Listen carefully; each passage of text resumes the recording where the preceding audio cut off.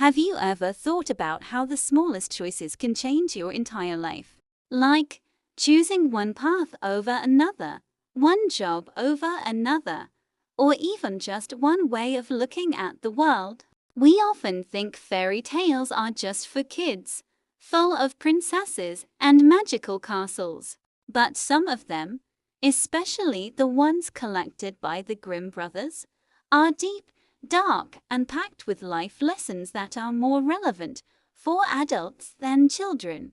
Today, we're diving into one of their lesser-known but incredibly powerful stories, The Two Travelers. It's a tale that explores pride, humility, envy, and the starkly different outcomes of two very different mindsets. Get ready, because this isn't your typical happily ever after. Our story begins with two craftsmen, a tailor and a shoemaker, who meet while traveling. The tailor is a cheerful, good-natured fellow, always ready with a smile and a joke. He's skilled at his craft, but more importantly, he's humble and kind. The shoemaker, on the other hand, is the complete opposite. He is proud, arrogant, and thinks he knows everything better than anyone else. He looks down on the tailor, thinking his own trade is far superior. He struts around with his nose in the air, convinced the world owes him something. As they journey together, their personalities clash constantly. The tailor sees the good in people and situations, while the shoemaker only sees flaws and reasons to complain. One evening, they arrive at a grand city just as the sun is setting. The gates are closing, and it's getting dark. The tailor, being practical and optimistic, suggests they find a place to stay outside the walls for the night. But the shoemaker scoffs at this idea. A shabby inn for a man of my talents. Never. I will find a way into the city, he declares. He spots an old woman coming out of a small window in the city wall and begs her to let them in. The woman, who is actually a witch, agrees but warns them not to touch anything in her house. Of course, as soon as they're inside, the shoemaker starts looking around with greedy eyes. The next morning, the witch offers them a strange breakfast: 3 pieces of meat and 3 pieces of bread. She tells them to take it with them, but she also gives them a cryptic warning about a bird. She says if they hear a bird singing on their journey, one of them should catch it. The two travelers leave the witch's house and head into a forest. The tailor, being a simple man, puts his bread and meat together to make a sandwich. The shoemaker, ever the critic, mocks him for his simple ways. As they walk, a little bird begins to sing beautifully from a branch above. The tailor says, "Oh, what a lovely song! I must catch that bird." He climbs the tree and easily catches the bird.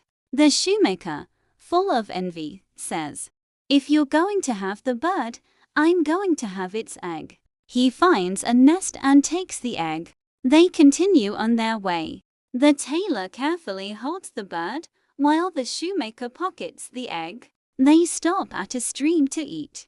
The tailor takes out his sandwich, but the shoemaker takes out his piece of meat and the bird's egg. He cracks the egg to cook it, but something incredible happens. Inside the egg is a yolk made of pure gold. The shoemaker is ecstatic. "I told you I was smarter," he boasts. "You took the bird, but I got the treasure." The tailor, holding the little bird, doesn't feel jealous.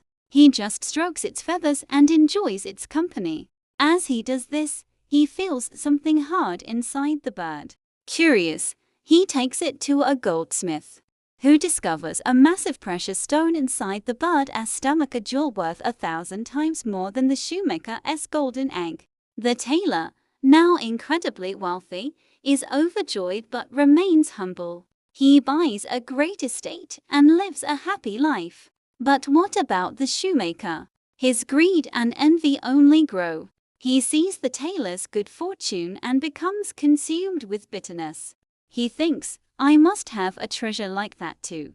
He buys a bird and an egg, hoping to replicate the tailor's luck, but of course, it doesn't work. He spends all his money from the golden egg trying to find another magical treasure, but he finds nothing. His life spirals downwards. Eventually, the shoemaker becomes so desperate that he decides to go back to the witch's house. He thinks that's where the magic started, so that's where he'll find it again. He returns to the city wall and begs the witch to let him in. The witch, seeing his greedy heart, lets him in but has a different plan for him this time. The next morning, as he's about to leave, she gives him a piece of meat and bread, just like before. But as he steps out the door, a massive beam of wood falls from above and strikes him. The witch appears and says, "That is your payment for your greed." And that's the end of the arrogant shoemaker. So, what's the real takeaway from this story? It's not just about a magical bird and a golden egg. It's a powerful parable about attitude. The tailor succeeded not because he was lucky, but because he was humble, kind, and content. He didn't seek treasure. He simply appreciated the small joys of life, like the bird's song. His reward came from his good nature. The shoemaker, on the other hand, was driven by pride and envy. His desire for more, his belief that he deserved more, was his downfall. He saw the world as a competition, and in the end, he lost everything. The story teaches us that true wealth isn't about gold or jewels. It's about our character.